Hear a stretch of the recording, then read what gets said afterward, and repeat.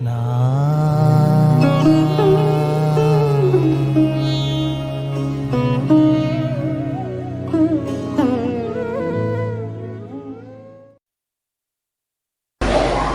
ఉన్నదిది అని చెప్పంగలరు గాని దేనిది అని చెప్పంగలేరు సుమ్మి. ఉన్నదొక్కటే దైవంబు ఎన్నటికి లేనిదయ్యను లోకంబు కానరయ్య. That which is existent can be explained and narrated. That which is beyond comprehension and human imagination cannot be described. There is one thing that exists, the divinity. God only is the existence. ప్రేమ స్వరూపులారా, Embodiments of love. ఈనాడు నూతన సంవత్సరమని అందరూ ఎంతయో నురువతలూగుతున్నారు. People are highly enthusiastic about this day, the New Year's Day. ఒక దినమును మాత్రమే మనం పోల్చుకొని ఈ యొక్క పండుగలను ఆనందపరచుకోవడం ఇది కేవలం వెర్రితనం. It is all our ignorance if we celebrate the festival basing on the days alone. నిజమైన భక్తులకు నిత్యము ఒక పండుగనే. For true devotees, every day is a matter of celebration. కనుక నిత్యము మనం ఇది నూతన సంవత్సరమని, నూతన దినమని, నూతన గంటలని, నూతన నిమిషములని మనం భావించుకొని ఆనందించడం ఎంతైనా ఆనందం. It is absolutely necessary to feel blissful at every moment, every hour, every day in our life.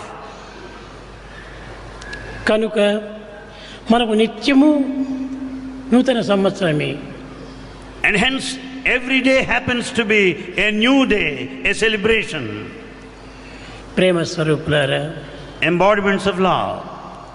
ఈ జగత్తునందు ఉన్నదంతైన కూడాను కేవలము అనిత్యమైనటువంటిది, అశాశ్వతమైనటువంటిది. All that exists in this world is ephemeral and transitory. మనము నిత్య జీవితాన్ని గురించి యోచిస్తున్నామే కానీ భవిష్యత్తును గురించి కానీ గడిచిపోయినటువంటి దానిని కానీ గురించి మనం విచారించటం లేదు.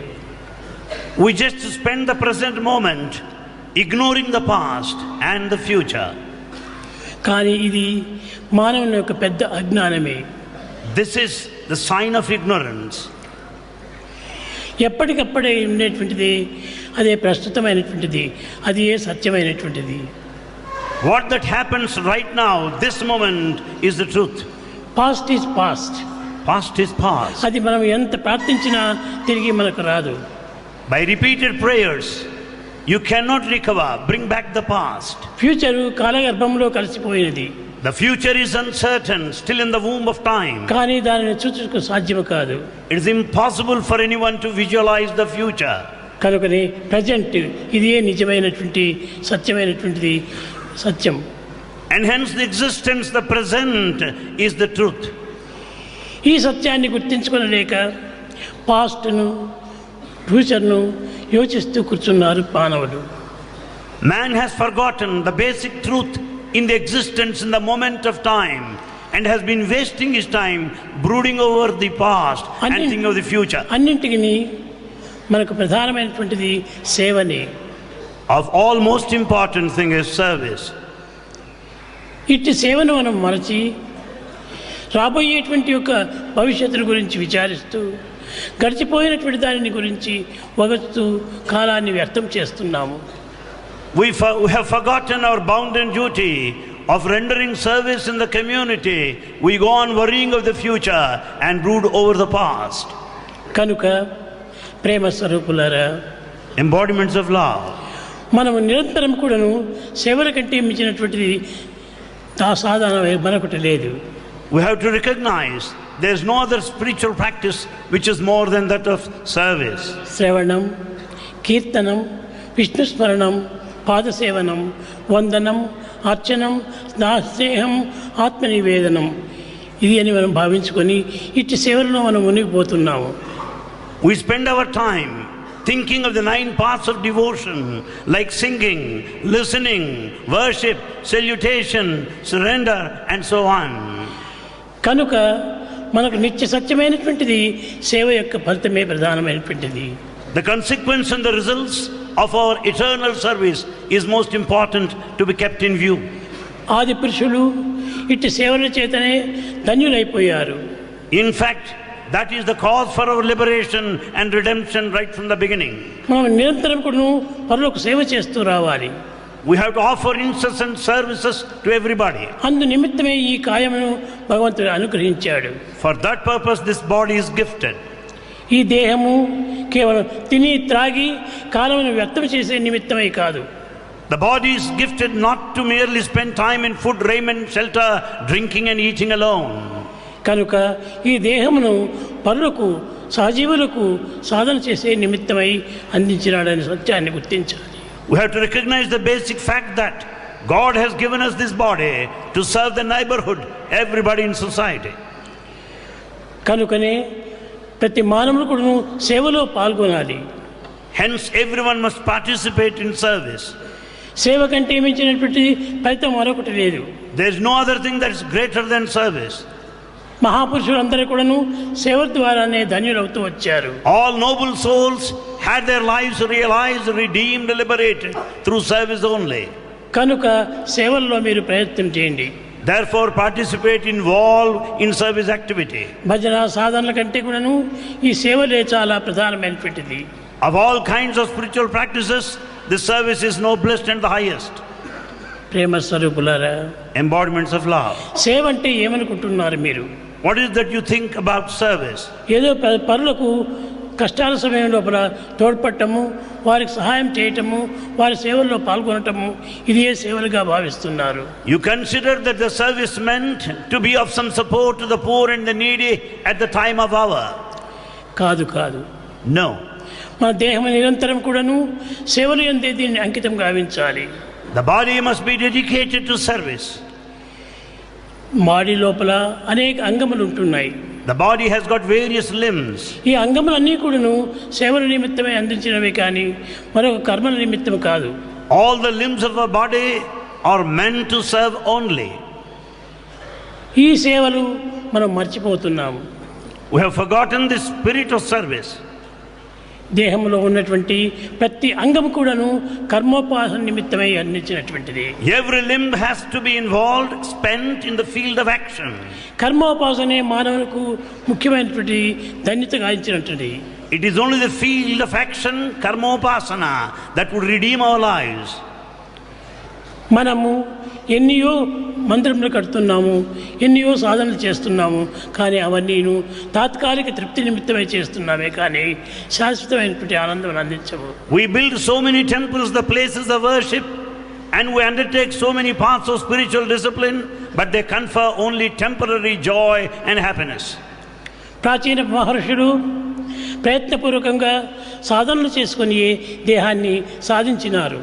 The ancient rishis, the seers of wisdom, have undertaken spiritual practice in all seriousness and were liberated. కనుక సేవల కంటే మించినటువంటిది మరొకటి లేదని మీరు నిత్య సత్యాన్ని విశ్వసించాలి.